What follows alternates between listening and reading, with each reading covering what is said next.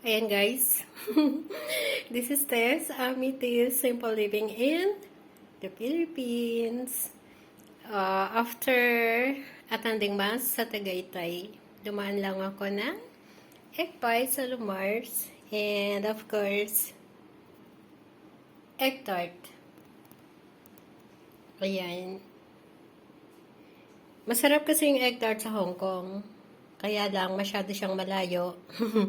Hindi naman tayo overly rich para pumunta doon at bumili ng egg tart. So, Lumar's egg tart can suffice.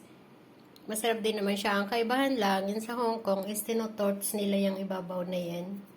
Para magmukha siyang a bit toasted, pero hindi siya toasted. Para lang makatakaw mata, para masarap siyang tignan.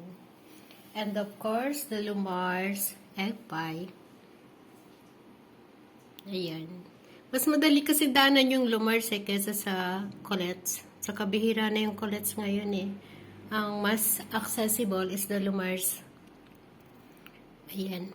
So, yan yung nabili ko. 30 minutes naman lang ang Tagaytay from my place here in Cavite. So, that's it.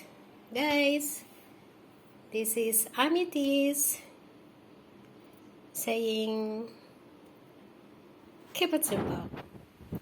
And yeah, stay humble, guys, and keep the smile. See you next time. God bless everyone.